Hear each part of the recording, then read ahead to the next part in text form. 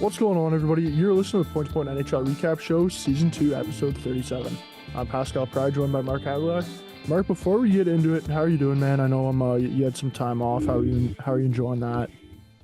Yeah, it was pretty good. I just kind of spent some time at the cottage for the last time. Honestly, kind of cold up there for the most part. I was kind of in like long sleeve and pants like most of the time, but it was kind of nice just to get away. I'm not really enjoying or looking forward to going back to work. So, yeah, just enjoying my time, dude. How you been doing?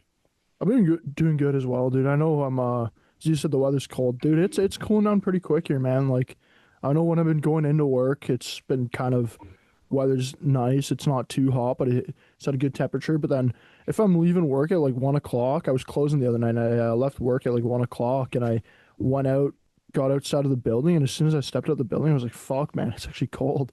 And I put on the heat in my car on the drive home. I was like, "Damn, this is the first time of the year I'm doing this."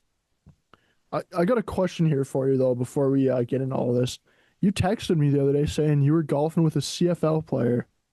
So I want to Yeah. know, was he any good? Did you beat him on the course? What happened there? Yeah, so like I mean, I was just out with my dad, and then it was like we got paired with like this guy, and then his girlfriend, and we just like I don't know, we introduced ourselves, like whatever we were talking. Like he was huge, dude. He was like probably like 6'5", like maybe close to like 300, and we were just chatting, and then like my dad and I were in a cart, they were in a cart, and then my dad like just came back after the first hole, and he's like, that guy plays in the CFL, right? Like I saw he just had like a Red Blacks hat on, but I'm just like, at first I'm Yeah. just like, I don't know, right? Like, and I was like, really? And then he's like, yeah. And then I was like, oh shit. So like when I went up to the second tee, like we were just chatting, I was like, oh, you play in the CFL? And he's like, yeah, yeah. He's like, yeah, we're just on bye week. Like, my girlfriend's got a cottage in like Oliphant. It's like probably like 20 minutes like north of where my cottage is. He said like, no, like it was his first year golfing. Like he said he just like started golfing this summer. Like, dude, he could hit the ball like far. Like he had a lot of Yeah. power, and surprisingly, like he actually had like a really good swing. Like he had like really good like hip rotation and everything. Like I couldn't really like knock his swing too much, to be quite honest with you. It was just like his accuracy was kind of all over the place, to be honest, but he was still learning. But no, he was a really nice guy. He's actually like on like their injured list right now. He's like was like recovering from a concussion, but like he like Okay. doesn't get concussion symptoms unless he's like lifting. So like they're not really 100% sure what's going on, and like we were talking about, and he actually knows a lot about like hockey and stuff, and he kind of thinks he almost has like what Sid had with the whole neck thing, neck Yeah. pain Yeah. causing like headaches. So like he's like, man, I don't even know if I'm going to play the rest of the season, to be honest. Like I think he said they're like 4-8. I'm pretty sure they're the worst team in the league this year. But they only have a couple weeks left, and he's like not cleared to go back and play. So, but no, dude, he was a super nice guy. He was a year older than me.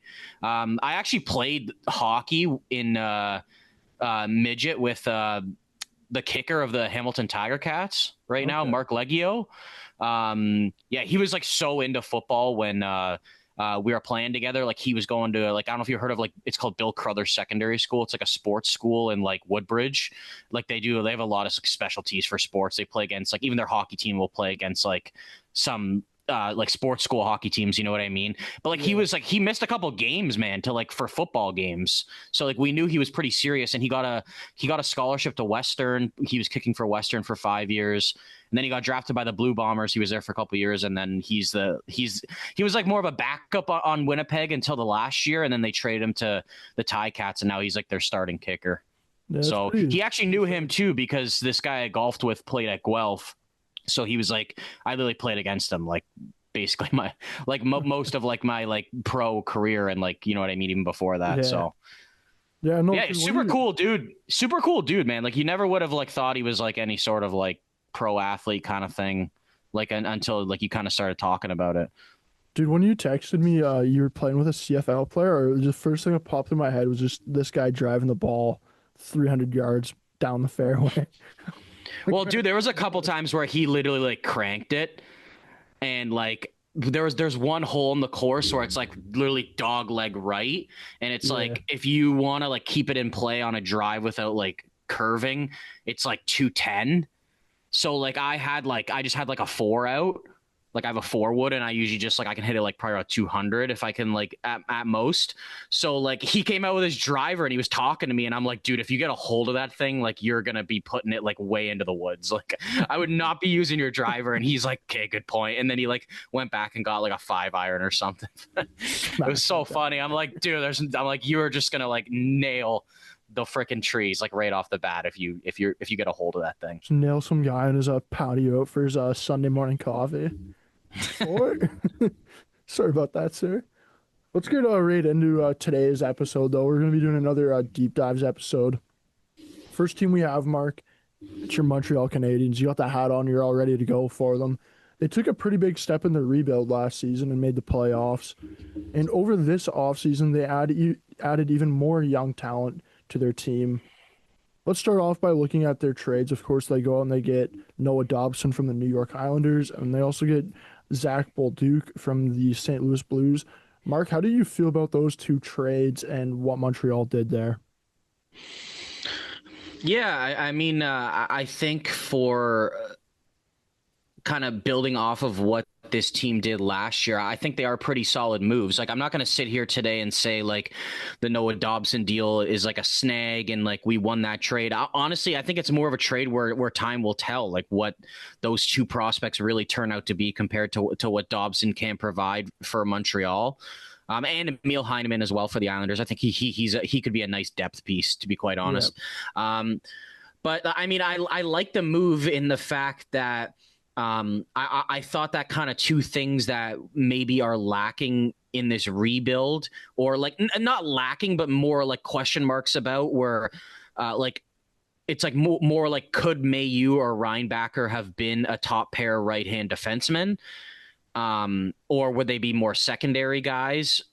And then like the 2C kind of question that I think is still lingering, like it wasn't addressed this offseason, right? So I think in accordance to like, there's no question marks for a top-handed right-hand shooting defenseman right now, with Noah Dobson. I think even like if last year was his floor, like I still think he was like more of a lower caliber first pair defenseman last year. I just think the year before he was like he took steps to like becoming elite when he had 70 points, right? Like Yeah. it was an elite season. And then last year, obviously, there was like a drop off of like 30 points. Analytically, defensively, he wasn't really like he was above average last year. I just think there's kind of bonehead moments in his game that we kind of see with even like Evan Bouchard at the same time, right? Um, but overall, like I really like the risk. I think the contract, it could age well, but I also think like I'm not going to sit here today and say that's a really good contract. That is gonna age well for sure. Like I think it is definitely a question mark, even with the cap going up. If he'd be like 9.5 million per season. But I do like the move. I do like the risk. I just do wonder about the offensive upside with him probably not getting first power play minutes. And I know last year he actually he didn't really produce as much on the power play as a lot of people think, because their power play really struggled last year, right? So I just do wonder that him being the second power play guy, but I mean, it's not like he can't get points 5-on-5. I'm not really convinced he's going to be like a 70 plus point guy, to be quite honest with you. I think it's going to be like 60 plus at like his more of his like peaks moving forward. But I think he can be really solid defensively. He eats a lot of minutes. He's a big guy. I would definitely like to see a lot more like physicality in his game, with him being like 6'4", you know what I mean? Yeah. But overall, I like that move. Like, do you kind of have any comments about that before I talk about the Bolduc move? For me, I like that move a lot. I know you kind of are saying you don't know what the offensive upside is going to be for him. Is it going to be kind of that 70 point and above range? For me, the one thing I'm kind of looking at here is like, yeah, he did have a down year last year. As you mentioned, the power play with the Islanders wasn't too good, where now he's most likely going to be getting more power play two time. But 5-on-5, I could see him picking up a lot more points here, 5-on-5, playing in Montreal's system.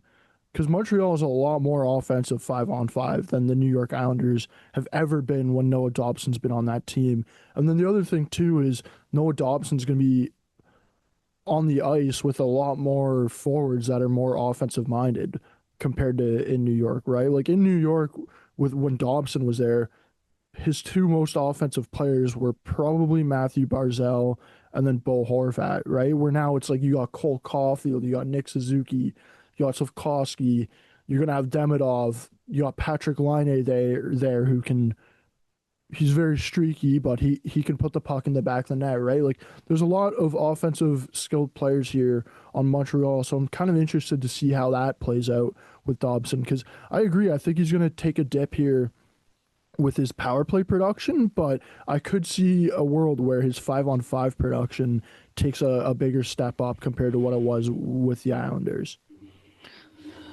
Yeah, I mean, I think I'm more just thinking like what are the odds? Like Hudson is like say he ends up like in his peak hitting like a point per game or just under a point per game.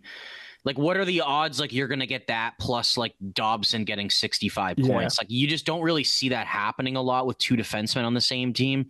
Like, I mean, it's not like I don't think it could happen like a year or two. I just don't think it's like going to be consistent.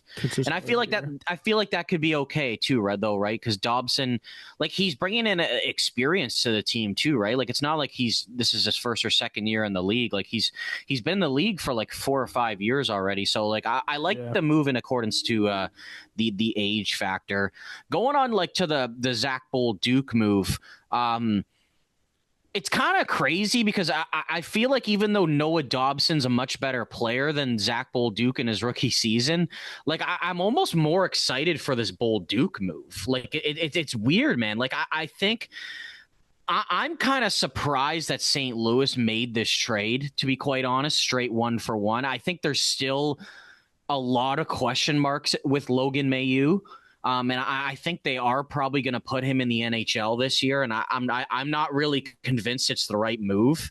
I still think he needs some development time in the AHL because like he did improve his defensive game because that was a huge thing Montreal wanted him to do. Like the year before last year in the AHL, he had really good offensive numbers. I think he scored a decent amount, but like he was still pretty bad defensively. He was called up for a couple games with Montreal where I think he had 4 points in 7 games, but I'm pretty sure I saw on Twitter like it was the worst 7-game stretch defensively from a defenseman like since they started recording analytics. So it was like because Montreal went through a stretch. I don't know if you remember the beginning of last season. I think they let in 6 goals like 5 times in the first like 14 games of the season. It was awful. Not saying that I think he has offensive upside. I'm just not really convinced it could be more impactful than what Zach Bolduc could bring. This is a guy who is a first-round pick, scored a lot in the junior level, played pretty good with Springfield, and then had 19 goals last year playing basically 4th-line minutes with the Blues. He did get like second power play time, but I think he's going to be given an even bigger role in Montreal. Like I think there's a possibility that he's playing on the second line to start the season on the left wing. I really like this move overall. I think that he's got some pretty good upside. I'm not going to sit here and say he's going to be like a bona fide top 6 forward in the answer, but I think at worst he's like a really good third liner for this team. And I think his upside is probably like 55 points, maybe like 25 and 30 or something like that. But I think that's a pretty nice piece. Like the thing I like about this, it's like, he had a really good rookie season. And it's like we're not just talking about a guy who like maybe can do it. Like he's done it, right?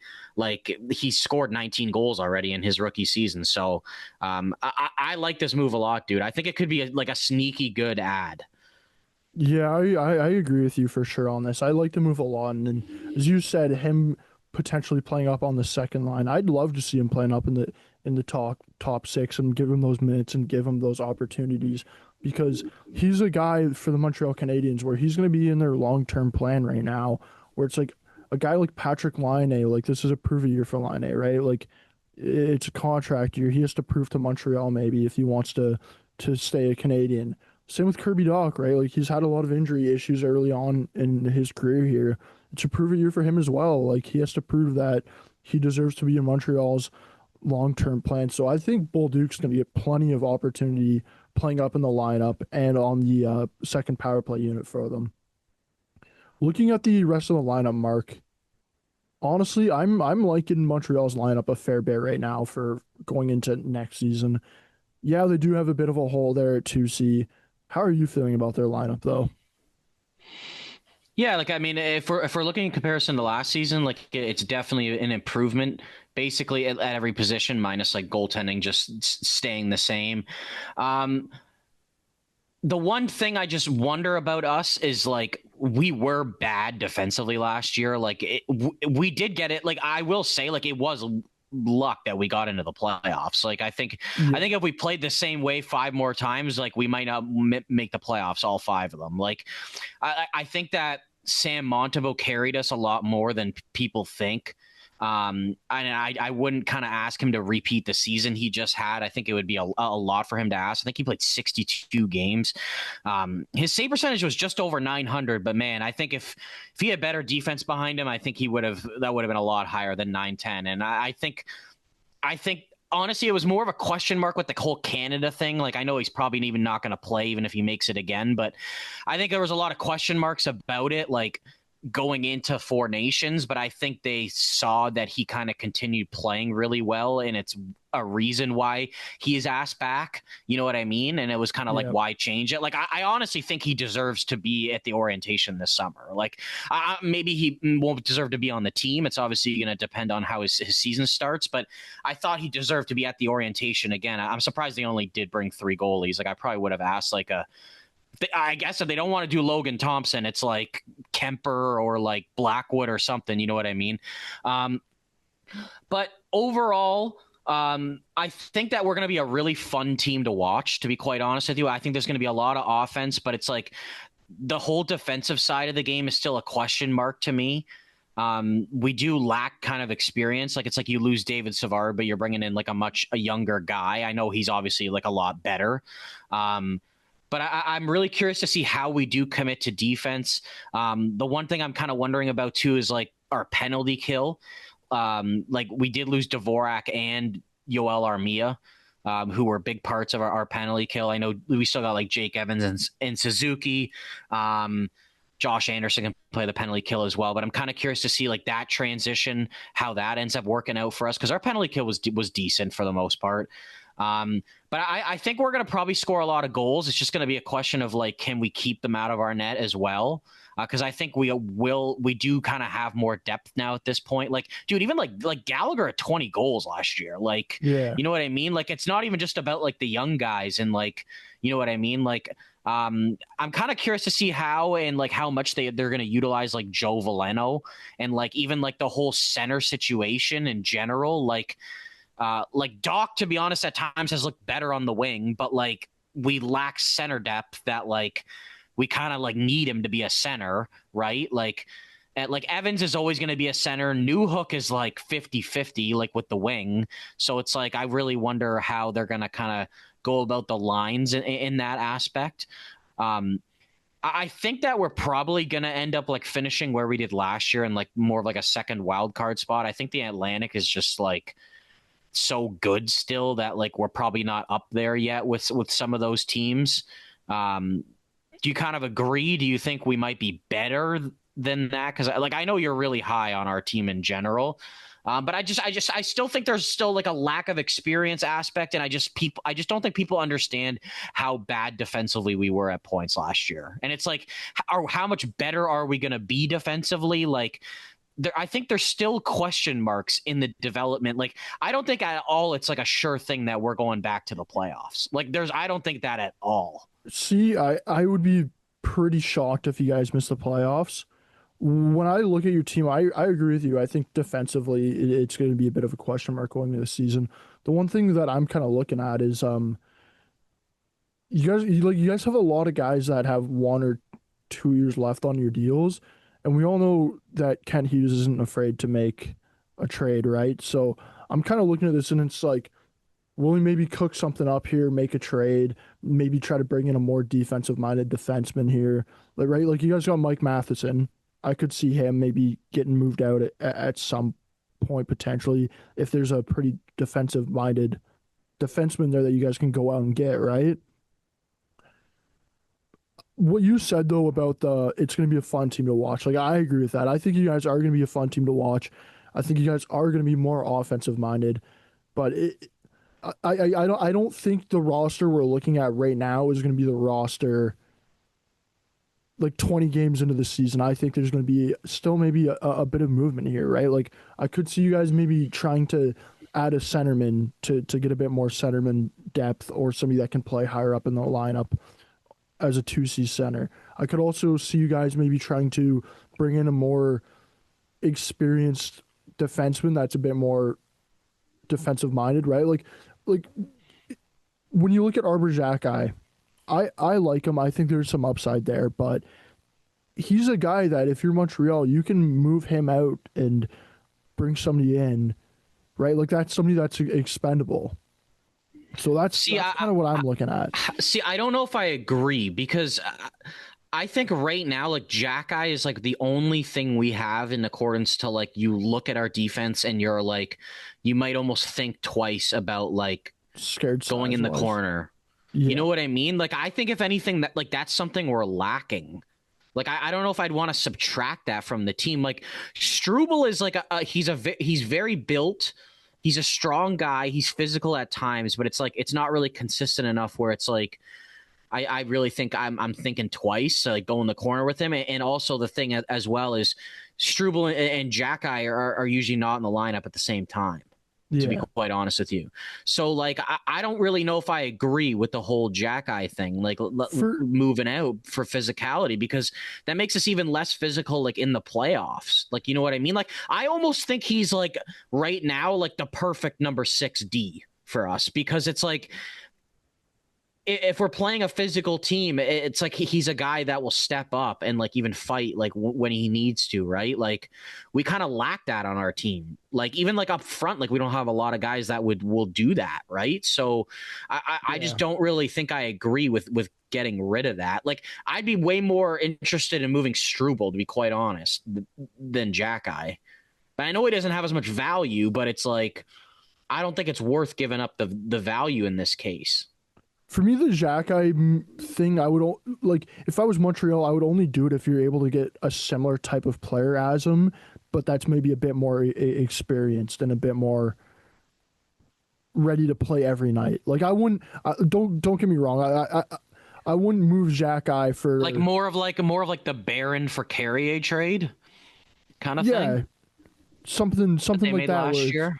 Where it's a similar type of defenseman, but you're getting a guy that's maybe just a bit more ready, right?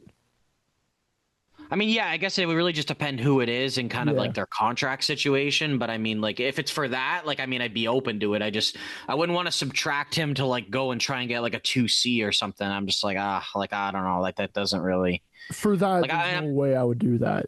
Yeah. And I think Xhekaj still needs to improve like his defensive game and stuff like that. I think he has made strides, but I mean, like, there's still question marks sometimes of whether he should be in the lineup every single night. Like, I think he should be most nights, but like, yeah, I do agree that like some nights you could set him down. You know what I mean? Like, he doesn't really have that like full experience yet. Like, he's only really been in the league a couple of years. So the other thing too that I am kind of looking at with your team, and I am interested to see if maybe that does help out with defensively for you guys is. Caden Gooley, he missed some time last year, right? So having him back and healthy, and hopefully he can play a full season here.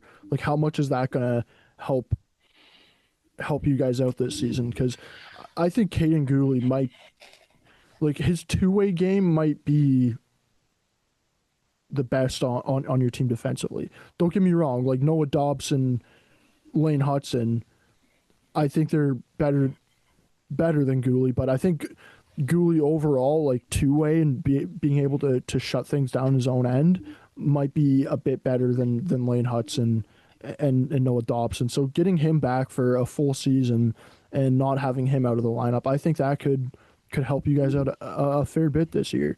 Because you guys were also missing Gooley at some of the biggest points last season, right? Like I think you guys were missing him for maybe the last month or so of the season up until he returned with a few weeks left, right? Yeah, I think he came back in like March some point. Yeah, Like, like yeah, he was out for a bit. Like he was actually out like, and we were playing like pretty well in that point. But like, yeah, like I mean, overall, like I mean, he's probably like the best like defensive defenseman like on the team, right? Like yeah, it's kind of nuts too. Like saying like I feel like his like two-way game like the offensive part like stands out more like when you're watching him, because like if you look at his stats, like you'd be like, oh, he's like way more of like a shutdown guy. Like he only had 18 points last year, like in 22 is his career high, but like he's such a good skater, and he's still like he kind of generates a lot of offense, like even though it might not like turn out to be like a yeah. goal, you know what I mean? um but I think he's improved like a ton since he's came to the NHL. Um, like that was the year where like we kind of had a couple like surprise guys make the team. Like Gooley made the team out of camp. Jack made the team like after just being signed like 6 months earlier, and he was Cost, yeah. undrafted. Yeah, playing in the OHL. I think he was as an overager. I'm not really too sure though. Um, but yeah, like I think Gooley, he's kind of turned into being like I would say he's like a number. He's either a really good number 4 or he's like a number 3. Like on most teams, I would say like almost at this point. Um, and like I think he's already like kind of worth the contract that he has. Like he just like he just signed it last year and he's just starting it now. Like I think with the cap going up, he's definitely worth 5.5 million. Oh, easily. Yeah, I wouldn't think twice. Like Signing that I like contract that if that was given. contract the second it was signed. Like I was Yeah, like I was even before the cap was going up. Like this contract was signed. I was like I don't mind this one bit. You know what I mean? I thought it was signed at a good time too. Like you never know if he does take that offensive step. And like he scored 6 goals last year, and he had 2 goals in the last game of the season. Like when we were fighting to get in the playoffs against Carolina, he scored 2 goals that game. So like even more clutch. You know what I mean? So yeah, I really like Gooley overall. I think that if we want to make the playoffs, he's going to have to stay healthy and contribute a lot defensively. But yeah, it does yeah, suck because right now he's probably going to have to play his offside because Matson just cannot play the right side. It just like doesn't work. And like Gooley can do it, and like Hudson can do it. But ideally, I'd probably want like a right-handed defenseman with him long term. yeah. Looking at the draft now, of course they made the big trade at the draft, going out and getting Noah Dobson. At one point, we were kind of scared there and didn't know if that trade was going to go through because the NHL literally wanted to announce it last fucking second. But earliest pick, second round, pick 34. Did a few third round picks, and then your fourth, sixth, seventh round picks. How did you feel overall though about their draft and the decisions they made? Yeah, I mean, like it was a total different vibe, like the whole draft, because like I woke up and we had 2 first round picks, and then like a couple hours later we had 0. So it was like a whole Yeah, different kind of feeling about like who we could probably get, and like and then in accordance to like just flipping to like we're now at the beginning of the second round. They actually traded 2 second round picks to move up to 34 to get Zurovsky. He like debatably has like the best hands in the draft. He's very offensive minded. I'm not really too sure like what his upside is overall. Like he did play in the MHL last year, and like he was just over a point per game. Um, I kind of see him more as like maybe like a middle of the lineup type guy, like maybe like a third liner who's like trying to just who can generate a lot of offense. Um, Hayden Papanikis doesn't really have much like offensive upside at all. He's just kind of a big gritty guy. I think they kind of just drafted him as like a potential like 4C in the future. To be quite yeah, honest with you, he's huge. He's 6'5". Bryce Pickford. This was a really interesting pick. I was so curious to see how high this guy would go. He's an overager technically by 1 year, but he scored 20 goals in 48 games as a defenseman for Medicine Hat last year. I'm pretty sure in one of the series, I think it went 6 or 7 games, and he scored a goal in every single game. So I was like, this guy's like just like, even though he's an overager, he's just rising his draft stock right now. yeah, I guess Montreal felt like he was good enough that to take him in the third round. He's going back to Medicine Hat next year. I'm pretty sure. I mean, I feel like the overager part, like it might have been like a little bit of a risk in the third round, but I mean, like, I'm not really too sure what his like NHL upside would be, but like, I mean, it's a really good season from like, I guess even if he was drafted last year, I would say like that's a pretty good season, like as your draft plus one season. Yeah. So maybe they're more thinking about it like in that aspect. Like I wonder if he could be like a number like 5 defenseman eventually, like with like some offensive upside. This pick is what I was probably most excited about is LJ Mooney. Have you seen him play? I haven't seen Have him you play, seen any but clips? I haven't seen any clips, but I've kind of heard a bit of the hype around him. Little, like really small, but Dude, he's absolutely puny, but like he has like probably like top 5 to 10 skill in the entire draft. Like yeah. he absolutely flies out there. He's got such high like offensive skill. He just like he's way more of like a playmaker than like a sniper. Like the thing is, it's like I like the risk of this pick in the 4th round. Oh, for Like sure. this could be a guy that maybe it hits and he's a middle of the lineup skill guy, or maybe it just doesn't hit. But it's like the percentage of 4th round picks that don't hit anyway, it's kind of like whatever, right? Like there was a couple of these guys, like I think we talked about other ones like Adam Benak with Minnesota. Like Yeah. this is kind of where the middle of the draft that I think like these guys should be going. I actually kind of think these guys went like I would be okay even taking a risk on these guys like in the 3rd round, to be quite honest with you. And I think a lot of these guys like went later than like a lot of people thought. Even like Cameron Schmidt too with Dallas, he went pretty late, I think in the 4th round as well. So yeah, I really like this LJ Mooney pick. I'm just kind of curious. Like I think he's going to Minnesota this year in the NCAA. Like I'm more just curious to see what kind of season he can have. He's a tiny guy playing against like older guys. Like he still puts up pretty decent like NCAA numbers. Like he's probably going to play like all 4 years there, or at least 3 years, right? So I'm really interested to see what his progression is, to be quite honest with you. Carlos Handel in the 6th round, I thought he was going to go a little bit higher, to be honest. He's a right-handed defenseman, more of like a two-way guy. Like definitely a question mark if he can be an everyday NHL defenseman. But I mean, like I saw him on some draft boards going like even like 3rd, 4th round. Andrew McNeil played for Kitchener last year in the second half of the season. He's like a straight defensive, physical guy. I think it's just more of like a depth pick to see if maybe he turns out, maybe he kind of doesn't type thing. Their last pick, Maxon Vig, I'm really not too familiar with him at all. I mean, he had like up half a point per game as a defenseman in the USHL last year. Not really too sure his upside. And then they did take a goalie too in the 3rd round, Arseny Radkov. He was decent in the MHL last year. Honestly, it's so hard to judge some of these Russian goalies sometimes. Like a lot of them kind of have like similar, pretty decent numbers. Like in the MHL, it seems like for the most part. But like there are a couple guys that do stand out, like Andreanov with Columbus and Frolov with Carolina.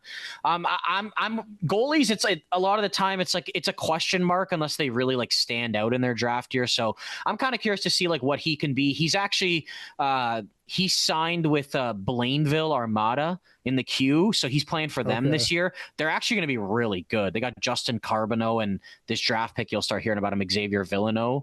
He's a defenseman. They're going to be a good team this year, so I'm kind of curious to see what like his development is in the QMJHL. I mean, like I'm pretty like happy with the draft overall.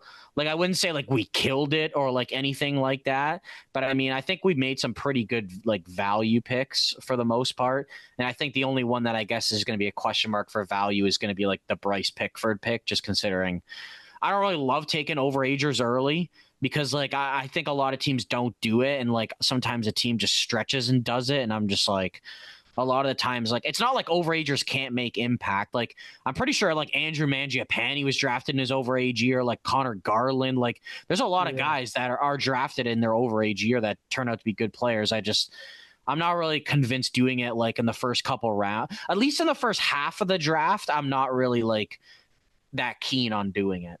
Unless they kill it. You know what I mean? Like the Carolina took Charlie Serrato in the 2nd round this year, who's an overager, but like I'm pretty sure he had like 28 points in 33 games in the NCAA. So it was kind of like, holy shit, like this guy should have got drafted last year. And I still don't love it in the 2nd round, but it's like a lot of teams don't really like stretch to do it, you know? Yeah.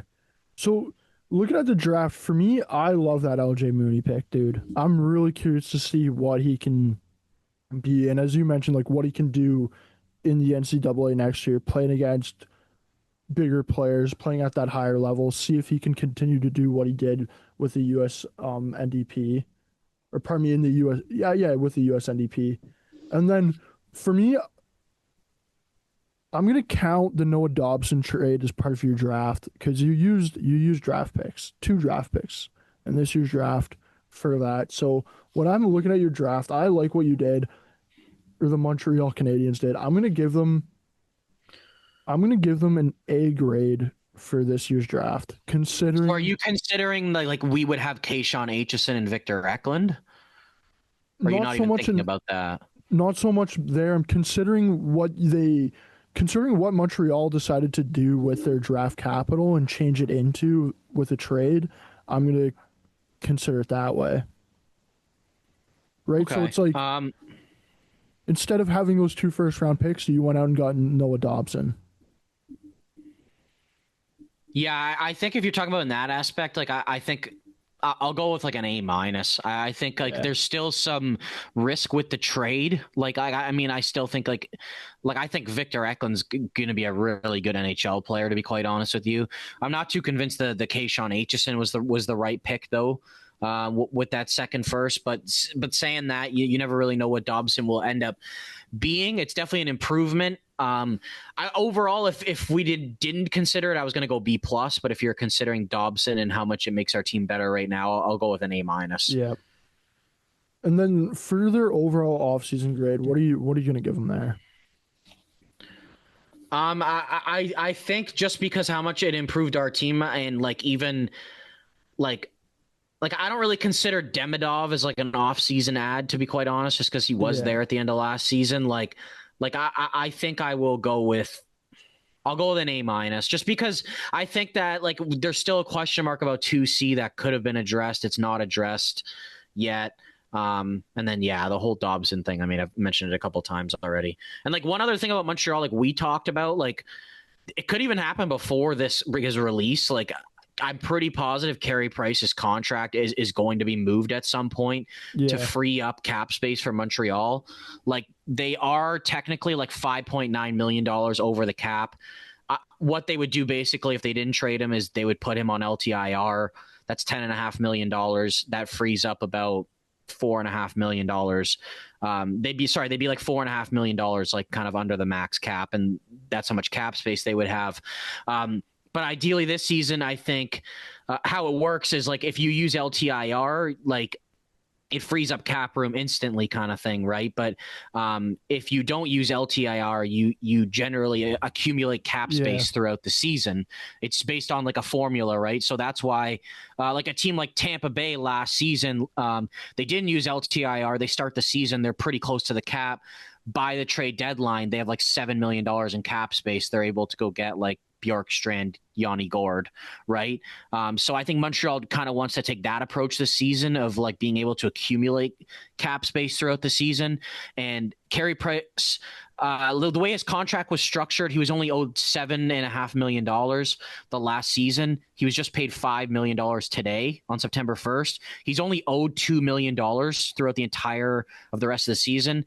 That's a green flag for a team that is not spending to the cap, and doesn't want to spend a lot of money in the same time. Like you can bring in a $10.5 million cap hit that you don't have to put on LTIR, and you only have to pay them $2 million throughout the season, right? yeah. So honestly, I saw a couple teams, like it could be like San Jose or Chicago, and I even saw like maybe Pittsburgh is a possibility to acquire his contract, because maybe they're looking to move out Raquel and Russ. That frees up so much money, right? Like if you bring it, if you have Carey Price there, like that, you're staying at least like above, like maybe it's to the point where you're trying to almost get like below the cap floor, right? And even Eric Carlson too. I didn't think of him, right? Like that's $10 million. Like they might retain a little bit of it, but it's like if you're not getting that salary back, then it's like you're just getting yourself closer to like the minimum cap floor, right? Yeah, So it's an easy way for teams that like aren't spending way near the cap to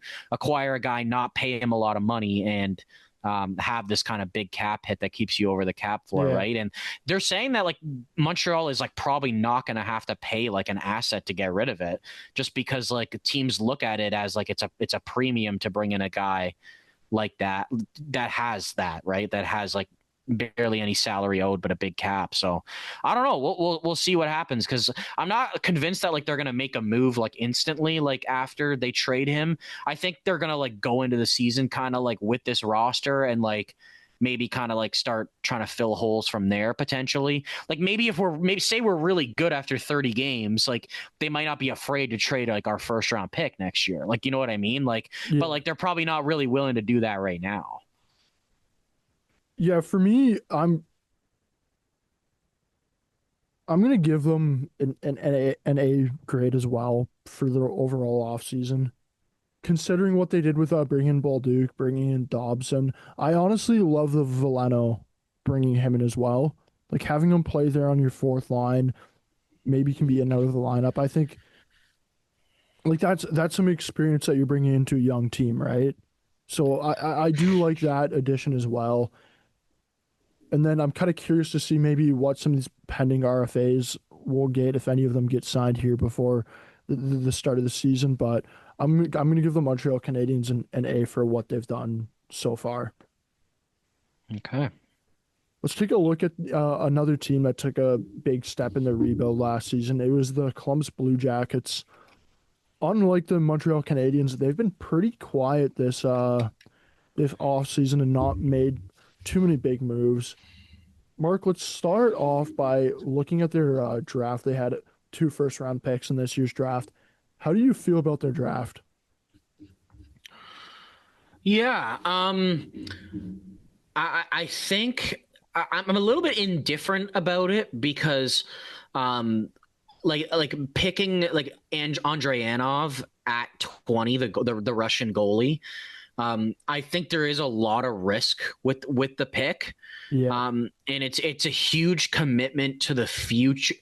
The way I'm looking at it is it's a huge commitment to the future, knowing even before the draft, like it was public that he was most likely staying in Russia for 5 years. Pretty sure there is an opt out after year 4 that he could come over potentially.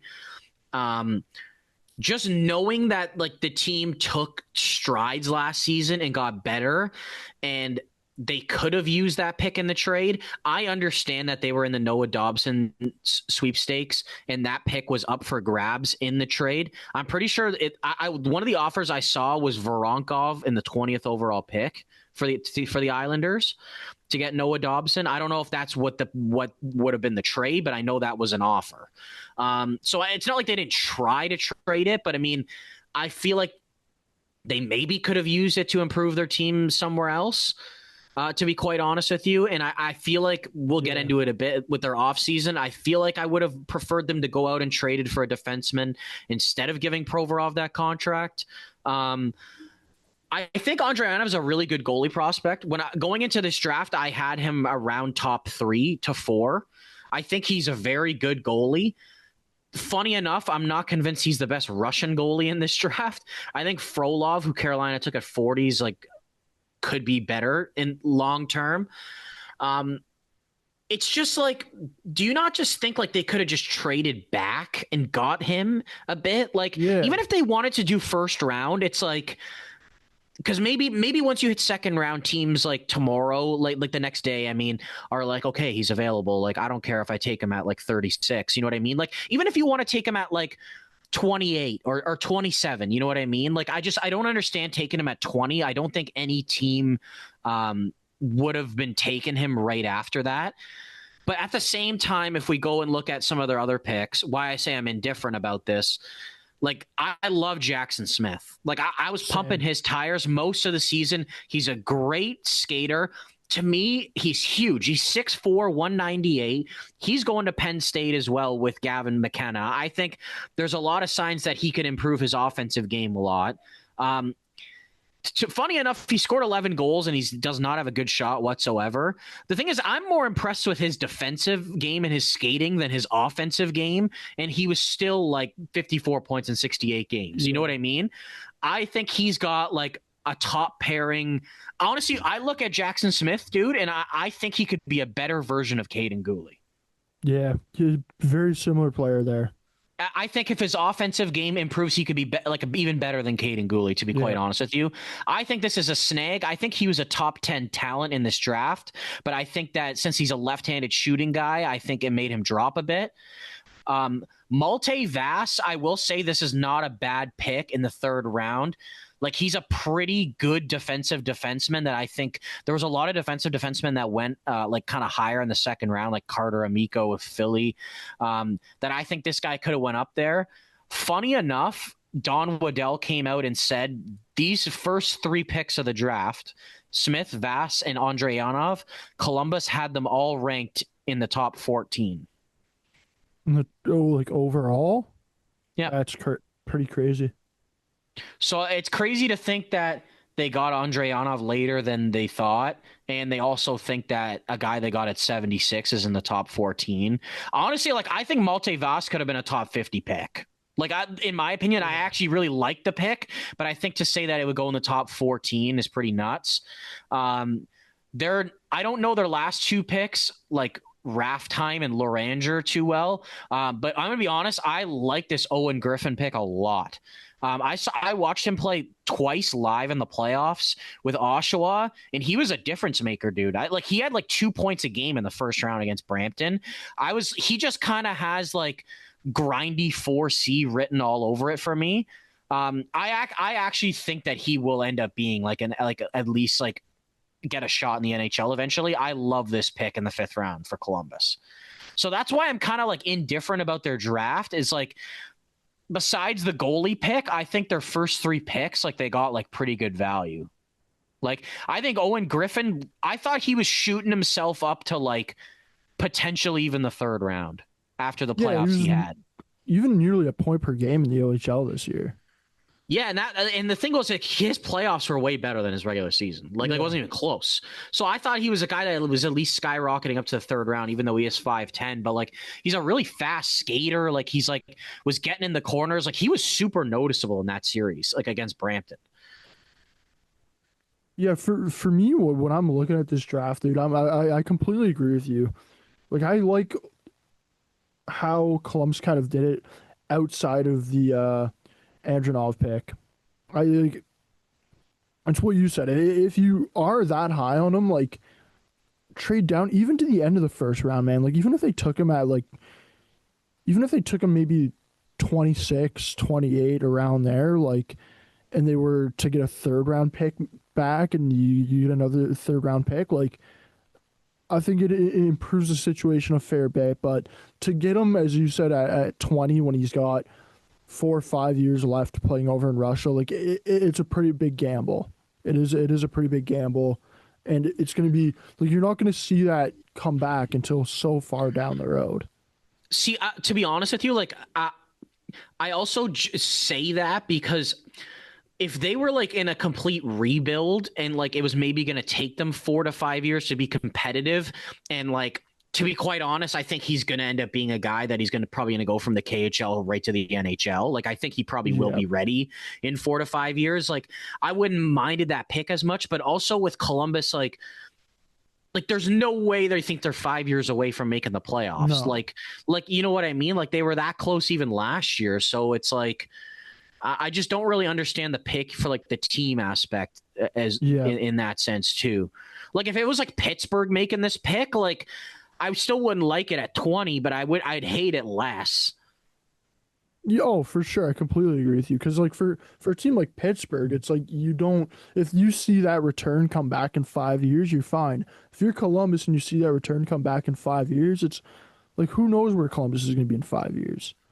And the funny thing enough is, like their goalie prospects, like, aren't awful. Like, they did improve it a lot getting Andrei Anov, and it's like probably closer to like being top tier now. But like Sergei Ivanov is like apparently spending one more season in the KHL, and then he's coming over like to North America. Like he had a pretty good season in the KHL last year, despite like being on a bad team. And like even Evan Gardner, like they took him pretty high in this. Like he was late second round pick with Saskatoon. Like he was good last year too. Like I don't really know like overall what those guys kind of like upside is, but it's like they at least have a couple shots at the board. Like, and it's like it seems like Jet Greaves is going to make the team this year. Like we'll talk about that a little bit at the same time, but it's a confusing pick for me. It's a very confusing pick for me at number 20.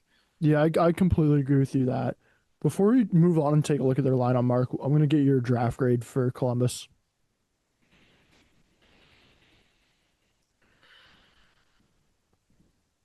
I think I'm also just trying to take into consideration, like, I think Andreanov's going to be a good goalie, like in the NHL one day. I think I'll go with A-. Because it's like I think he probably was going to, like, I thought he was going to go like high second round. So it's like, it's not like I think he should have been like a third or fourth round pick or something. Like it is a stretch, but like I also really like their first three picks. Like, you know what I mean? And like I'm also trying to think like, okay, when Columbus is good, probably in 5 years, like they're going to get a probably a good goalie coming in. Like it's not like I think the guy's going to be a dud or anything like that. He's a good goalie prospect, right? So I'll give him an A-. For me, I'm gonna give them a B plus. Like that Jackson Smith pick, I love that pick. I think, as you said earlier on, like this is a guy that probably should have gone top 10, but just being that left-hand shot. The one thing that confuses me though about it a little bit, and like it's not like they couldn't ever trade someone, but it's like they got Werenski, Provorov, Matejchuk, Jackson Smith. Like it's kind of like, what's the plan with that? You know, like maybe a guy gets moved. Like Matejchuk's not necessarily a Don Waddell draft pick. Like, you know what I mean? So maybe there's a move there, but it's just like I don't really know what the plan is with that right now. But I think it's a great value pick. Like I'm all for the value picks. Oh, dude, I love the pick with Smith, and then for me, it's just I gotta give them the B plus too, just because of taking their goal at 20. I just think asset management for where the like for the, what position Columbus is in and what they kind of want to do next season. To me, just taking a goalie that you're not going to see for 5 years with a 20th pick, it just really confuses the shit out of me, man. It's like you could have traded that pick and helped the team out now because this is a team that just missed the playoffs, is going to be wanting to make the playoffs next year. And getting your first round pick goalie in 5 years, like what's it going to do for Columbus over the next couple years when they're really fighting for a playoff spot, right? Like Zach Werenski, his deal's done in 3 years. If in 3 years, if Columbus doesn't make the playoffs, like Zach Werenski might be looking at it like, man, like I want to go somewhere I actually have an opportunity to win, because he hasn't been given that opportunity in Columbus so far, right? And using your first round pick on a goalie that you're not going to see for 5 years just makes very little sense to me. Let's take a look. Let's take a look now, Mark, at the rest of their lineup. You mentioned Jack Reeves. He's going to be up in the NHL this year. Not too much other turnover compared to their roster from last year. It is looking pretty similar on paper. Well, I think it's depth guys. It's depth guys, I think, more. I want to start off by asking you, though, how you mentioned earlier you don't like what they did with Provorov. What's your full reasoning for that?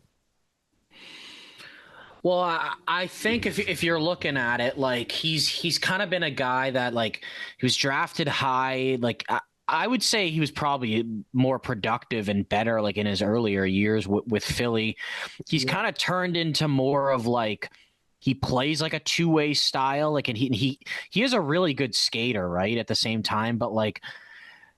There's nothing really about Provorov, I guess, besides his skating that really like stands out to me at this point. And I just don't think that he's kind of even like a driving force on like a second pair at this point in his career. And I just think giving him like that much money is kind of nuts, to be quite honest, for 7 years. Like he's not even, it's not like he's even producing like over 50 points a season at this point. Like he does block a lot of shots and like eat minutes. And I understand that does have value, but I just don't think that has like $8.5 million value.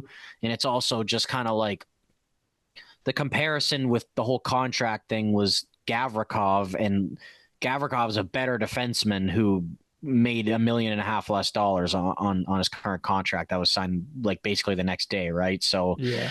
I don't think this is a good value contract at all. It's also confusing of like what I mentioned on earlier, like what's the path for Matejchuk, like, and like maybe Jackson Smith in a couple of years. Like it's like all those guys kind of have at least like second pair written all over it. Like I understand someone can move to the right side and it's not usually ideal, but it's also just like they're committed pretty long term to the other guys that are playing in the top four. Like they just re-signed Fabro.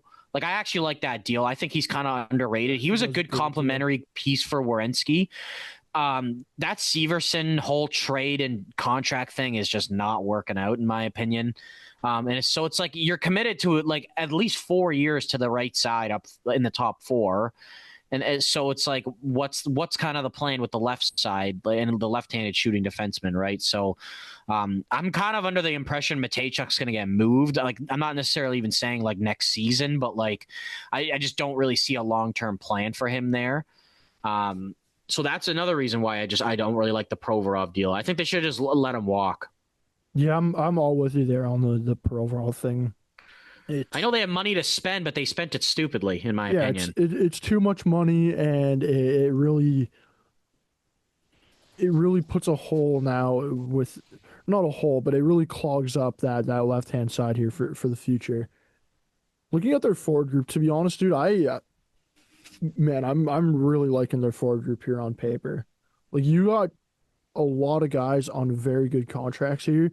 The only thing that sucks though is over the next 2-3 years, like Don Waddell is gonna have a lot of tough negotiations he's gonna have, right? Like having Kent Johnson at 1.8 for the next 2 years, that might be the best contract across the entire NHL next season. You got Marchenko, you got Marchenko making under 4 for the next 2 years. He had a big breakout year last year. Fantilli's going to be coming off his ELC, right? When you're looking though at their roster, how are you liking the forward group, Mark? Yeah, I agree, and that's why I think also the Provorov deal just makes it worse because as they start getting closer to the cap, I think we're just going to look at it and be like, why the fuck did they give him this contract? Like, it's not like they don't have any hope or like upside for their left side. Like, it's like I don't think Matejchuk is like that far off of being Provorov. Like, I think he could be like a year or two and could be just as good or better than what Provorov is now.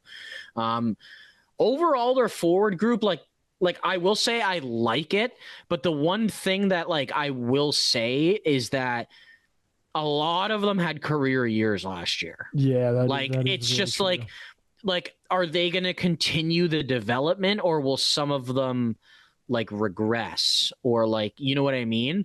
And it's also like Sean Monahan was unreal last year. Like, is he going to be over a point a game again like he was last year?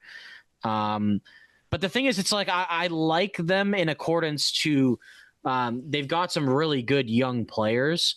They're obviously going to have to make a decision with Chinnikov, kind of like requested a trade, but I don't know. I think there's a possibility he could start like in the top 6 on the left wing, maybe. Like there's him, there's Cole Sillinger, like that has the chance to do that.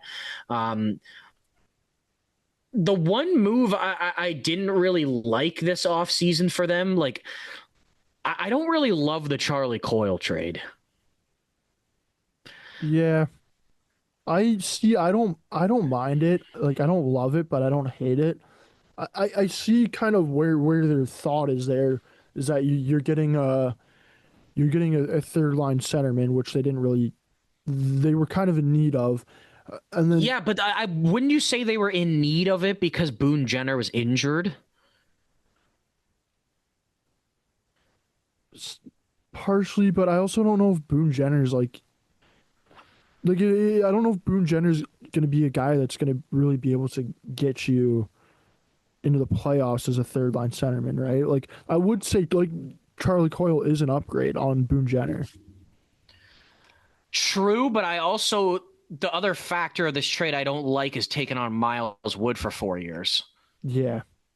I think the way Columbus is looking at it is the cap's going up $2.5 million. I don't think they're really going to be looking at that as too bad within It's just more two like three I think years. I'm not convinced that Miles Wood is an NHL player, and it's just more forces you to have him on the roster. But I mean, it's not like they couldn't send him down if possible. But it's just I think it's a long time for a guy that's not really even giving you like Yeah, kind of NHL results. Um, I'm really curious to see the type of season like Matthew Olivier is going to have after having a huge year last year. Like if he can still be like offensively productive or not, I think that will probably matter for them. They did lose like a couple depth guys though, dude. Like JVR's gone, Luke Kunin's gone, Christian Fischer's gone. Um, they are a little bit different depth wise. They did bring in like Isaac Lundestrom from Anaheim. He's probably going to be their fourth line center this year. Um, I think if I think if the young guys can continue taking steps, they're probably going to be like fighting for a wild card.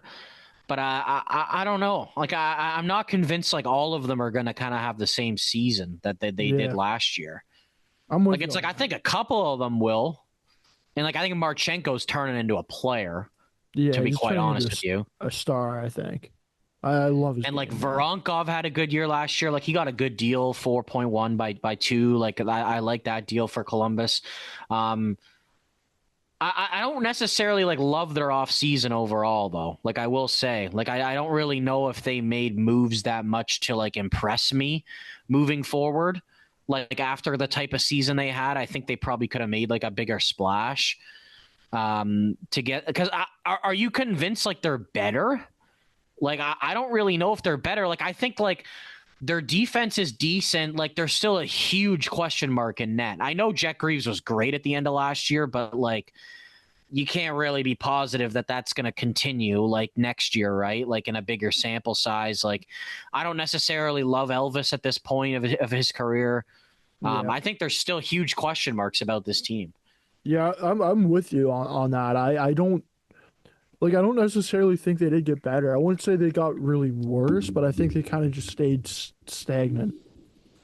And for a team that was just outside of the playoffs trying to sneak in, I don't really think that's a good area to be in because you can't just rely on your young players taking another step, especially considering, as you mentioned, like a lot of these guys had career years last year. So, like for Columbus to get into the playoffs this year, you kind of need these guys to have like another career year, right? And is that really going to happen with a bunch of these guys in back-to-back years?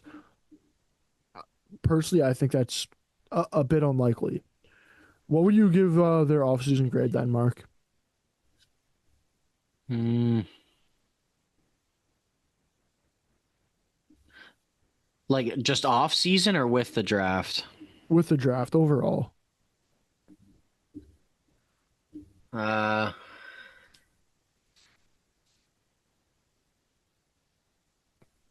Probably like a C plus. I'm all with you on that, dude. I'm And giving that's after giving their draft an A minus. yeah.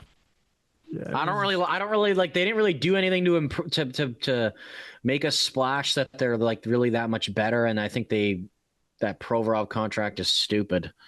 I think I their think it's a biggest ridiculous move, deal.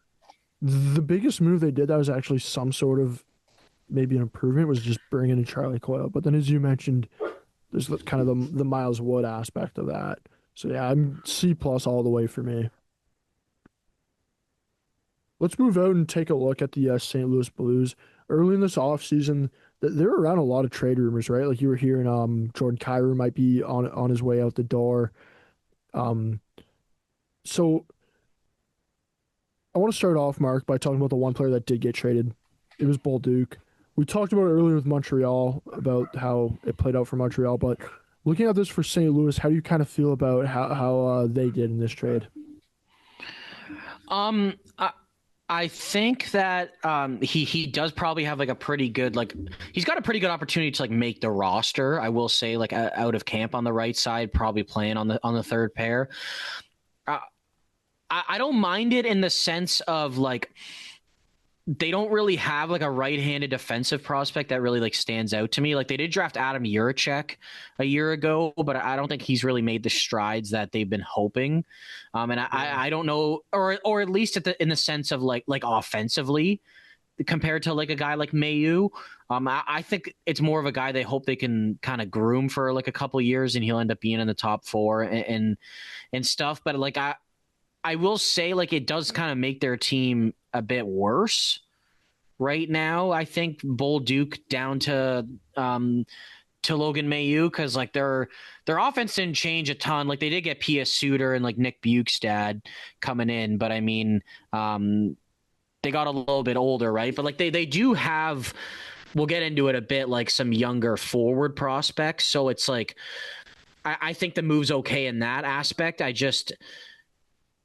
I guess I wouldn't have more expected them to trade like a guy who had a good rookie season for like a guy who's like unproven in the NHL. I thought it would be more of like maybe they would trade one of their prospects straight up for like for Mayu. You know what I mean? Like one of their prospects that's like pretty close to NHL ready that like we'll talk about.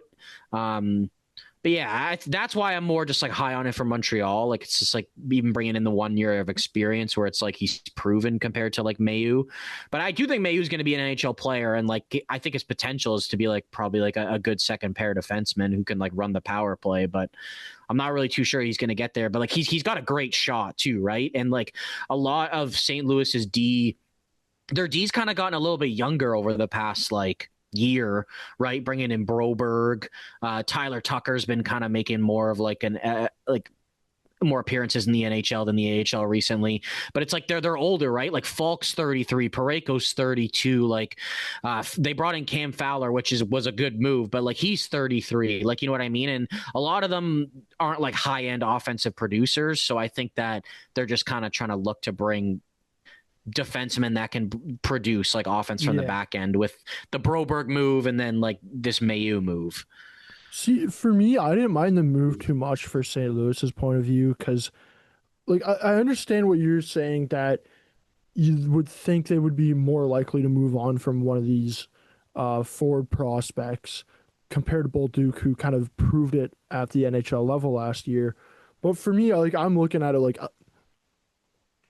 their forward group is pretty like that top nine. It's pretty solidified right now, right? You got Snuggerud, who he came up at the end of last year. You're going to be wanting to get him in the top six and give him a fair bit of opportunity this year. And then honestly, dude, I love Dalbert Dvorsky. Like I think he had a very good World Juniors last year. I really want to see what he can do in the NHL this year, and if he can crack the lineup. And trading Bolduc kind of opens up that door and a pathway for Dvorsky to be in the NHL this year. And then you're also kind of getting something that you need in a young right hand shot who can possibly play in the NHL this year and is a bit more offensive minded. No, I mean that is a fair point. I was more just like Dvorsky did get time last year. I wonder if they think he's ready or not. Like, and I'm pretty high on him as well. Like he probably could even went a little bit higher than 10 in that draft. But yeah, I mean, like the way I had the lineup constructed, like, is with him not making it. And I mean, to me, there was a kind of a hole on the third line on the left wing, but that can definitely be probably filled in by like a younger player. Like even like Otto Stenberg, I feel like is not really that far away from the NHL. Like that was kind of a guy I thought more like might even be traded for Mayu. Like to be quite honest with you, he was like more of like a late first round pick a couple years ago. Like so was Mayu when he was drafted, right? So. Yeah, if they can plug in a young guy, like I think it's probably okay, and if they can produce, but yeah, I mean I could be a bit biased when I say like I'm a little bit higher on it for Montreal, but I'm more just thinking like the experience part and like still unknown with Mayu, right? Like, yeah, that's definitely understandable. Looking at the rest of their lineup, how are you kind of feeling about their lineup here? Yeah, like I mean, I don't mind their team at all. Like I do feel like they did probably get a little bit better. I actually really like the Pia Suter ad. Like that's not like that Yeah, 2-year deal. Like that is not like bad at all, man. Like he scored 20 goals last year. especially considering he was the second best centerman on the UFA market. He scored 25 goals Yeah, last year and had 46 points. Um, I feel like they were kind of lacking a bit of center depth. Like I'm not quite convinced Braden Shen is like a second line center. Like I think he can play the role, but I think if you're going for a cup, he's more of a third line guy, like a really good third line guy kind of yeah. thing. So like even at the same time, it's like Pia Suter can play. He's shown he can play 2C at times. Like he's probably a good 3C. At least it gives you more depth. And even like I like the Nick Bugstad ad, dude. I've always been a big fan of him as like Yeah. as more of like a fourth line guy. He's big. He can win faceoffs. Like he's had a couple of years where he's produced a decent amount, but you're probably getting like 25 points out of him, kind of thing. But he's pretty effective, right? So I do like those two moves. I know Snuggerud was more at the end of the season, but I think he's going to make a good impact. Like I'll be honest with you, dude. It wouldn't surprise me one bit if he's a finalist for the Calder. Like I think he's probably got at least like 40 points written all over him this season. He's got a really good shot too. He was actually pretty decent in that first round against Winnipeg. I felt Yeah. like he was pretty effective. Honestly, like depending on the lines go, like I know Holloway had a really good season. Like, can he kind of continue that? Like, I wouldn't be surprised if Snuggerud is playing like on the first line with Kyrou and Thomas at times. Like, I think he would be a perfect like complementary piece to those guys. Um, I don't mind their roster. The thing was, it's like I felt like. Do you feel like in any way that maybe not as bad, but like they could almost be like this year's Nashville, the way they kind of finished the season really high. They almost like got into the playoffs just because they were really good at the end of the year, and like all the basic results point to them not really being a great team last year overall, but like really picking it up near the end. See, I don't know, just because with the young guys that they have, like with Nashville, it was they didn't really have that many young guys like taking steps in their lineup last year. It was a lot of like there's a lot of bringing in older guys who've kind of had their experience, but were on the back nine of their careers, right? Where with St. Louis, like you don't have too much of that. So I think there's gonna be, you know what I mean, like Snuggerud, like he's gonna be looking to prove something next year. Holloway, he's like he had a good season last year. Don't get me wrong, but he's gonna be wanting to prove that he can do it again and get that big contract because he's got 1 year left on his deal. A guy like Jake Neighbors, he's gonna want to be proving that um, he can be trusted in this lineup and hold on to his role, right? Because as you mentioned that they have some younger forward prospects coming up, like that also means for the forward prospects they still have playing in the NHL, like they also got to prove that they deserve to stick around there with the Blues and not get traded like Bolduc did, right? So I Well, don't that's a good point. necessarily like I don't necessarily think if they'll be the Nashville of this year, but I also could see a scenario maybe where they do miss the playoffs and take a bit of a step back. But I don't think it's going to be to the point where it was with Nashville, where you're kind of going to be a bottom 7 to 8 team in the league, as Nashville was right last year, right? Yeah, no. I mean, I was more like thinking like they'd probably like maybe miss the playoffs and get a wild card if anything. Like I don't really think they're like they have huge regression, but I think a lot of the results last year pointed to them like not really being a great team overall and like kind of having a good stretch at the end of the year that was good enough to get them in. And I will say they battled really fucking hard in that first round and easily could have won that series. Yeah. Um, but yeah, I mean, I still think there's definitely question marks about them. I will say. Like their deal, it's like they lost like Ryan Suter and you're bringing in Mayu. Like it's not really a huge kind of like deal. Like you're getting younger, which I think is probably better considering you already have older guys. Like I like their goalie tandem too. Like I like Binnington. I think I think there's might even be an opportunity this year to give Joel Hofer like some more starts overall too. Like I think he hasn't really been given a chance to prove himself at the NHL level. He hasn't really been super impressive overall, but I mean, like he's still a young goalie that I think was kind of highly coveted, and like I know Binnington will be older in 2 years, but it's like they just signed him, and like he's going to be trying to prove the next 2 years that he can be like a goalie of the future. You know what I mean? So I'd probably be trying to get him at least 30 starts, like at minimum, to be quite honest, even maybe 35 with Binnington, like maybe even going to the Olympics and playing more hockey. You know what I mean? Yeah. I like the tandem overall. I'm kind of on the fence. Like, I'm not going to make up my mind right now of whether I think they're going to be in or not. I feel like I'm really on the fence about it, of whether they're going to get in. I think with our preseason predictions, I'll really make up my mind. But I can see a situation where they're in, because I do agree with you on the whole. They're different. They have young guys that can progress and be better. But I also think that it's going to be hard to make it in the West again. Yeah, And sure. that Central is so tough. And it's just like, is there going to be another Pacific team that jumps up? Anaheim, you know what I mean? Like Vancouver, like, so I don't know. Like, I think I like their off season overall. I don't know. Do you want to get into like the draft now? Yeah, let's They didn't really have many picks, but talk about their 3 picks or 2 picks that they did have. It was very minimal. So Mark, how do you feel about the draft? yeah, okay. So I'm familiar with 2 out of 3 guys, Justin Carbonneau and Luve Herenstam. I'm not really too familiar with Fedorov, who played in the MHL last year. I had pretty good numbers, though. So, I mean, it seems like maybe it's a decent pick for like a Russian guy in the later rounds. Justin Carbonneau, this is a good pick at 19. I think I had him going actually to the Habs at 16. So it's kind of around the same range. I think he's probably got one of the best shots in the draft, to be quite honest. He's a pretty good skater overall. He's got like a good size and frame at 6'2", 205. He's going to be on a really good Blainville team this year. He's going back there. I think this could be a good piece for St. Louis in the future as like a mid lineup to top 6 scorer for them. So I have no problem with this pick at 19 at all. Yeah. I think it's a pretty good pick. Luve Herenstam, I'd say before last season, he was kind of considered like a top 5 goalie prospect in this draft. I think he fell off a bit because, dude, this guy's got like such like an unorthodox style. Like, dude, the best way I can describe this goalie style is Tim Thomas. Like, he's insane in that.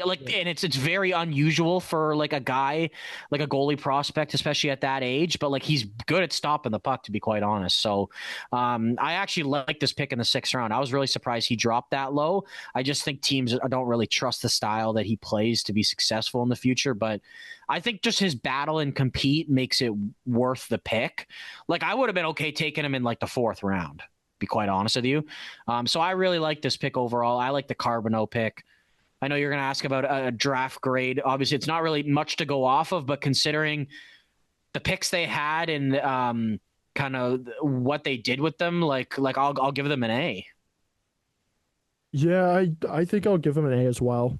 Like, very minimal picks here that they had, which is like, you don't really see it at all that much anymore. Where a team, and the thing is, at 19, I don't think there was a single better player on the board than Carbonneau at the time. Like, I don't think there was anyone better that they could have gotten, to be quite honest with you. So now that we got your draft grade, Mark, what about your overall offseason grade? They did the Mayu. Honestly, those Cairo rumors were pretty nuts for a while. That would have been pretty crazy if that happened. Thing is, like, they didn't really like. I think I'll give them like an A-. Like, I don't want to sit here and be like give them a huge like. I think all the moves they made were like pretty good for the most part. Obviously, the Bull Duke, like, not as much a little bit. I guess on my standpoint, but it's like I don't want to go out and give them like an A+ because like it's not like they went out and got like some difference maker that like made their team way better, right? Like, I'll give them an A-. For me, I'm gonna give them an A. I just think, they didn't get a lot better, but I think they did get a touch bit better. I do like Mayu there, and then the thing I love is that they're giving some of these younger guys opportunities to play, right? Like as you mentioned, Snuggerud. Like I think he's gonna be a sneaky Calder pick this year, man. But for me, like the one I really like is Dvorsky. I really do want to see if he can be up in the NHL this year. And I know you have him right here, kind of on the fringe, making a spot, maybe being sent down and starting the AHL. But just the World Juniors he had last year really changed my mind about him, and I thought he looked amazing there. So I'll give them an A. Let's move out to the Pacific and talk about the Seattle Kraken. They had a top 10 pick in this year's draft and selected yet another centerman to add to their already very, very deep pool of young centers. Mark, how did you feel about that draft pick and kind of their overall draft? I honestly don't hate it as much as a lot of other people do. Yeah. I think that it's hard to get centers in this league, and I understand they're running with Beniers and Shane Wright, and then you can also look at at their prospect pool, like Berkeley Catton plays center and junior. But I think that at the time, I think they just value Jake O'Brien so high, and I feel like he just really wasn't talked about enough as being a top player in this draft. While his two-way game is awesome, he's probably the best playmaker in the draft. He produced a ton, almost had 100 points in the OHL this year. I think the thing about him is just he's very skinny. He's definitely just going to have to build up some strength. I just don't hate it because when I look at Berkeley Catton, it's he's a center now, but he's small. I could totally see him being a winger. And it's maybe they're not impressed enough with Wright or Beniers and one of them gets traded.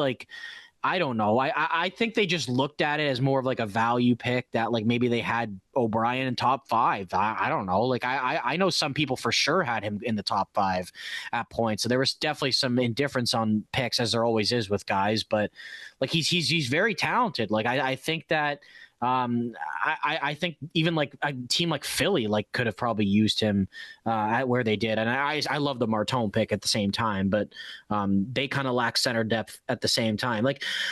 I don't really know. The thing was, it's a lot of people were pumping for Mertka.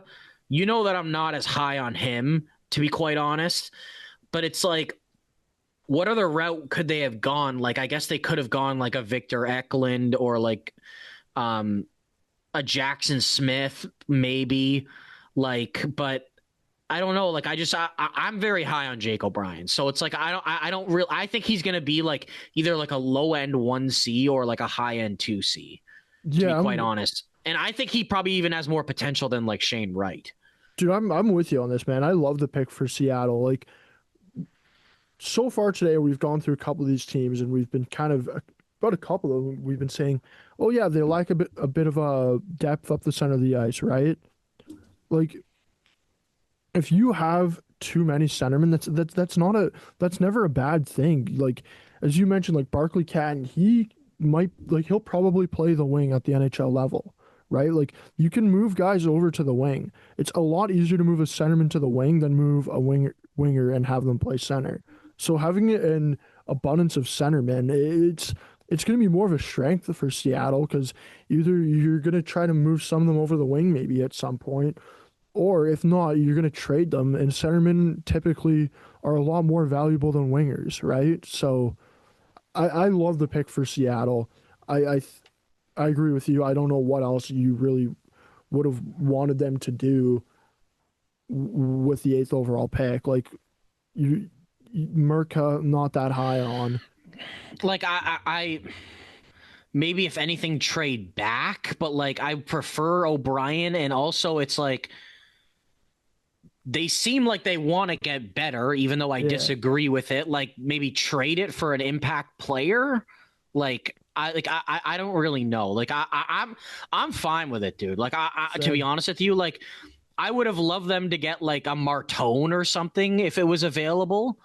I think that would have been a huge piece. To be honest, if it was Martone or an O'Brien available, I would probably want them to go Martone because I think he could just being a winger and he can probably produce just as much as O'Brien would at the NHL level. I would have wanted that, but that wasn't an option.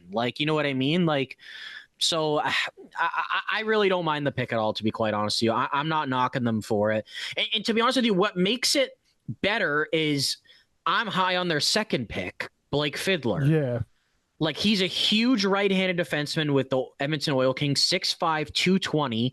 The funny thing is, dude, he almost made the U.S. World Junior team last year. He was one of the last cuts, and he's actually, like, for his size, like a very good skater. The thing is with Fiddler, it's like I don't really expect him to be producing a lot at the NHL level, but I could totally see him in, like, if he hits his peak, being a second pair right-handed defensive defenseman. Almost like a Colin Paranko. Yeah. Like, and it's like, I like that pick a lot. So it's like, that's what makes me even not mind the O'Brien pick even more, because I honestly thought Fiddler at worst was a top 25 pick in this draft. I was very shocked to see him drop to the second round. So I love this pick for Seattle as their early second round pick. Some of their other prospects, Will Reynolds, I'm not really too familiar with him. He plays in the QMJHL. Maxim Agafonov is like a Russian right-handed defenseman. They took 3 right-handed defensemen in this draft, actually. So it's like, if they can get 2 of them to be NHLers, it's almost like a home run, right? Like, Agafonov is like a pretty like built guy. He's like 6'2", 198, more of like a defensive two-way type guy, like probably has like a third pair defenseman kind of written all over him. And the same thing with their next guy, Carl Anborn. He's got like really good defensive habits, and he's not really offensive at all, even though he had 24 points this year. So I really like those like 4 picks overall for Seattle. Like I thought they had a pretty decent draft. Yeah, I'm with you, dude. I thought they, like, their first 2 picks especially, those are the 2 I'm a bit more familiar with. I love those 2 picks. For me, I think I'm going to give them an A draft grade. Yeah, I mean, I feel like if I went through the list, they probably could have went with a better pick in the 3rd round. If I start like nitpicking a bit, like it's kind of just a guy that I just not familiar with, that I feel like they could have made some better picks. Like even it's like Malte Vass, I was just talking about with Columbus, he went after that. Like, yeah. So it's like if I'm nitpicking, kind of like I'd go like A-. Like in the 7th round, the last pick, it's like I at that point you don't really know, right? Like, and yeah. I'd go like A-. Yeah, I think that's fair. A lot of defensemen they took this year. A lot of defensemen. Yeah, and they've got a pretty like I would say loaded prospect pool in the sense of like not necessarily top end talent, but they've got like a lot of players that like could definitely like make the NHL eventually. Like it just probably depends on like what their full potential really is. And like they got a lot of the guys like under control in Coachella too, right? And like Coachella's been a pretty good team the past couple of years. I know a lot of these guys are younger, like 21, 22. Like you're even getting like Carson Rakoff will be coming in next year as like a guy from the OHL. But like Edouard Saleh, like Jaeger Furcus, David Goyette necessarily didn't have a good year in the AHL last year, but he was like, he lit up the OHL. He had like over 100 points. Like Ty Nelson was a first overall pick to the OHL, like probably like 4 or 5 years ago at this point. Like we talked about Berkeley Catton. Like he's probably the one guy, obviously outside of like Jake O'Brien, that's like one of their more top tier prospects, like 100 plus points the last 2 years in the WHL. Like, I think he's going to like push to make the team, but like, I don't think he's going to do it. Like, I think another year outside of the NHL would probably be good for him. But one guy I think that like could make decent impact this year is Yanni Niemann. He scored 28 goals in the AHL last year. He was like a 2nd round pick a couple years ago. He got called up at the end of the year and he had, I think, 6 points in 12 games, 3 goals, 3 assists. I think he's kind of ready to take that next step to the NHL. And I think like I've got him slotted on the 4th line right now. But that's because like Seattle's just got so many like mid-tier players that like aren't really bad enough to like be 4th liners, but like aren't really great at the same time. And it's like, I guess when a couple of these guys get traded, hopefully, Neiman can make more of an impact, but he's a guy I'm really curious to see this year. I know obviously like you kind of expect more from Beniers, like you hope Wright takes another step, but Yanni Neiman's kind of a guy I've been keeping my eye on for a while, and I'm curious to see like what kind of rookie season he can have this year. But like I'm not convinced he's getting a whole ton of opportunity. He's a big guy too, man. 6'4", 220. Like he already has an NHL ready like body. Yeah, and he's got such a great shot, man. Honestly, dude, this offseason for Seattle, I thought was a disaster. Like I'll be quite honest with you. I don't really like any of the moves they did, because I think they're trying to make themselves better when they shouldn't be. The only move I don't really mind was getting like Frederick Gaudreau as like a fourth line center. I think they really didn't even have a fourth line center last year. And I think regardless what direction you're going in, like bringing in him for a fourth round pick's totally okay in my opinion. But like I'm talking about, okay, not the contract aspect. Like I don't mind the contracts. Like Kako 4.5. Yeah. I don't mind that risk. I think that he played pretty well there. Ty Karche as a fourth liner. He's a guy that lays out the body a ton. I think he's kind of like a perfect fourth liner for them. But I'm more talking about, I don't really understand bringing in Mason Marchment, to be quite honest with you. I just think he's kind of in this tier with a lot of these guys they have in accordance to like being mid-tier, third, second line performers. I don't necessarily love bringing in Ryan Lindgren either.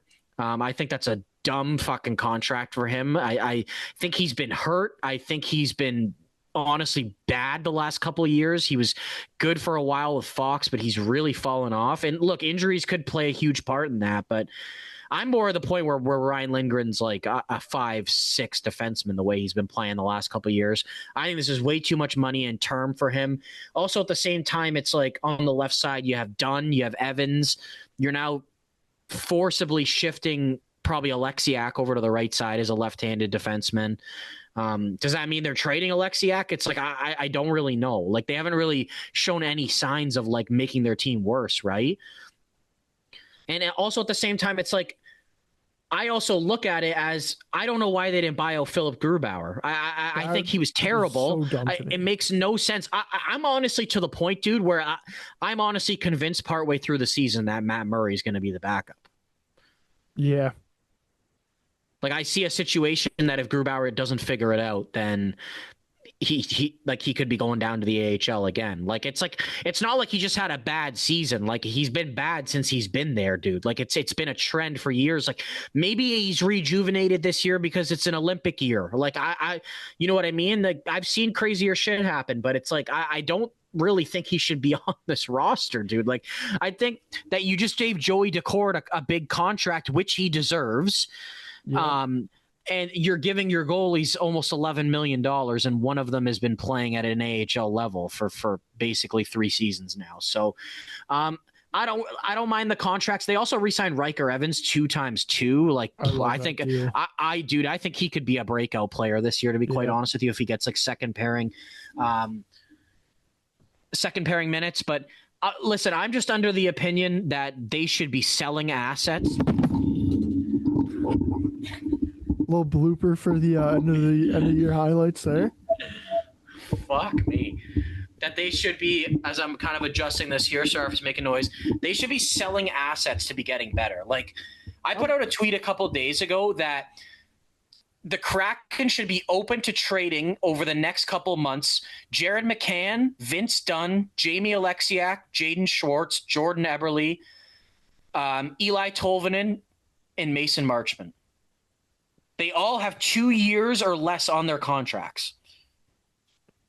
See, and that's kind of where like I think Seattle's trying to go with what they've been doing here and making these moves. Is that I think Seattle's maybe kind of looking at it as you mentioned, like they got a lot of young guys that are kind of knocking on the door, but are like just not ready yet. So I'm kind of looking at it where mostly within their forward group, not so much within their defensive group, because you got a fair bit of guys locked in there, but more of their forward group. Like there's a lot of guys here who I think are kind of placeholders. You know what I mean? Who like as you mentioned, like Eberle, Schwartz, Tolvanen, Marchment. I think those 4 guys for sure are all guys that are kind of just going to be here for the year. Maybe you get traded at the deadline, but as soon as a guy like Carson Rakoff, as soon as a Berkeley Catton, as soon as some of these younger guys knocking on the door already, like these are going to be guys that are going to be getting moved off to open up that spot for one of these young guys, right? Okay, look, I agree, but I also would say why do you have to go out? And I understand these guys are different positions, but like there's definitely opportunities to bring in other guys throughout the leagues in this situation. Why do you have to go out and give a 3rd and 4th round pick to get a placeholder like Mason Marchment when a team like Pittsburgh can go and get a 2nd round pick to get a placeholder in Matt Dumba? I get they're different players. I get one's good, one's not, but it's like, why are you you're not really that good, but you're trying to be good. But like, dude, it's going to be a good draft next year. Like, buddy, do you not think I would be open to trading like Vince Dunn, to be quite honest, because it's like, I don't really think he's re-signing with them. And it's like, I think you could get like at least a 1st round pick in this year's draft plus. And it's like, I think that you could just really keep building your prospect pool. Like the way that they're just going about this is like, they're not going to be terrible again, probably. They're going to be like not a playoff team and not get like a top 5 pick. And unless all of these mid players, and I hate saying that because like some of them are good players. And like, it's just like, when I say that, it's like, none of them are top end talents, right? Like, so it's like, what if all these guys have bad years? Then maybe you're really bad, but the odds are some of them probably won't be bad. Right. And it's going to make you not a bottom tier team. And I just don't know if that's a good decision, dude. See, I could see them being a bottom tier team, though, even with the way it is right now, to be honest. Like maybe not bottom 5, but I could see them being kind of similar to where they were last year. And then if they are there and they sell, then I could see them maybe dipping down even a bit more, right? Like the Mason Marchment one, you give up a 3rd and 4th to bring him in. I'd argue that you're probably, when they made that trade, you're probably trading for Mason Marchment at his lowest value he's been at within the past 2-3 seasons, right? Like he maybe not 3 seasons ago, but within the past. But I have a problem with like a retooling team giving up like even a mid-round picks to like bring in a guy. Like I don't really understand why they need to do that. Like it's like, they have guys that are similar to Mason Marchment already. Like that's just the problem I have with like, why does a retooling team need to be giving up assets to bring in another, like a guy that they basically already have? See, I'm looking at it like if Mason Marchment has a decent year this year and Seattle's not in a position where you're making the playoffs, you retain 50% and you trade him. Like you might be able to get more back than what you traded, right? Like, okay, but like I mean, I agree with that, but it's like it's like, okay, realistically, think about this, it's the deadline, 60 games. Say Mason Marchment's playing good hockey, he's got 20 goals, 45 points, something like that. Okay, what are you realistically getting for him? Like a 2nd? If you're retaining 50% and you're getting Mason Marchment for just over 2, I think you get a 2nd back for sure. Okay, is that more value than, say, this offseason they didn't acquire Mason Marchment? I'm looking at their roster right now. Say they made a trade that shipped out Jaden Schwartz, maybe even Jamie Alexiak, potentially even in Jordan Eberle, and they're getting assets back, maybe some young prospects, some picks. Maybe not Vince Dunn right now. Maybe you play him a bit, you entertain it during the season. Maybe it's next off season.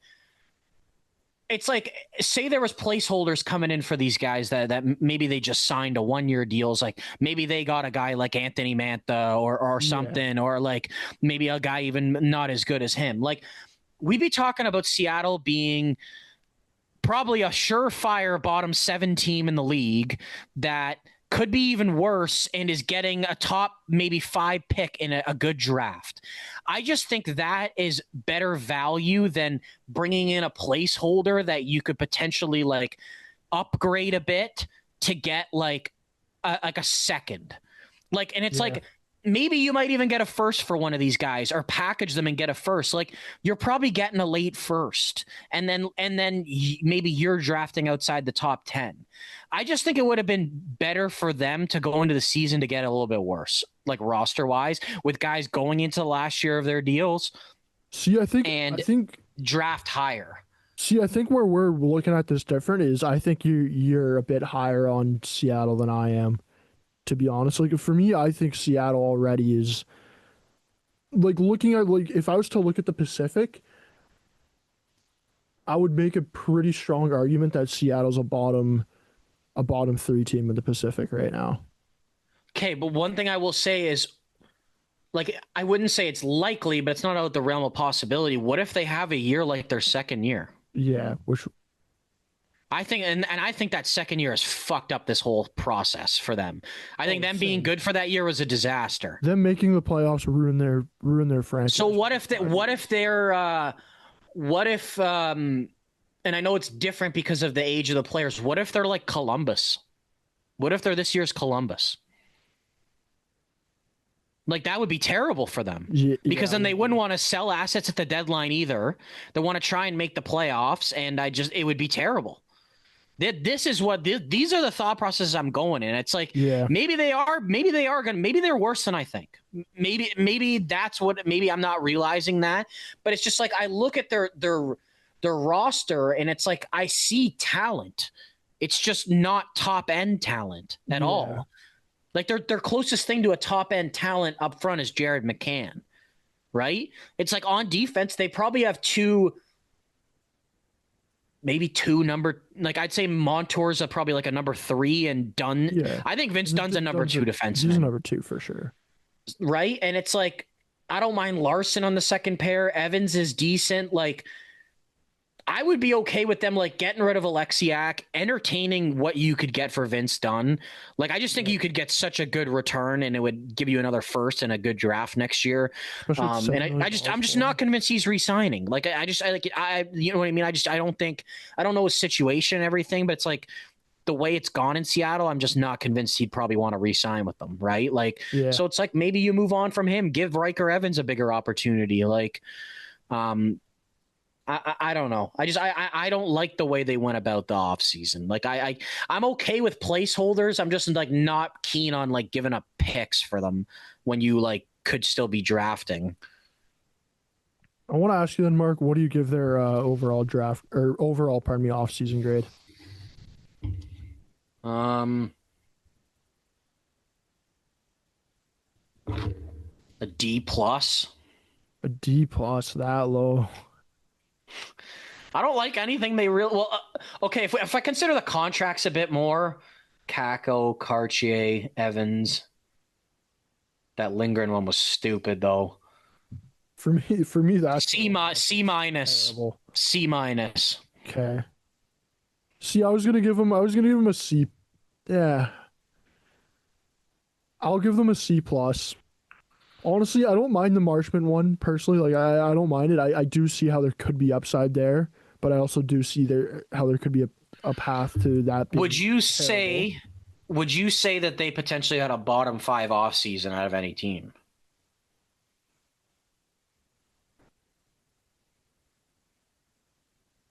No. I'd say bottom 10 for sure. You think bottom 10 for sure? Without a doubt, dude. I think potentially. Like, I'm not considering the draft. No draft. I'm saying just like player movements, contracts, everything.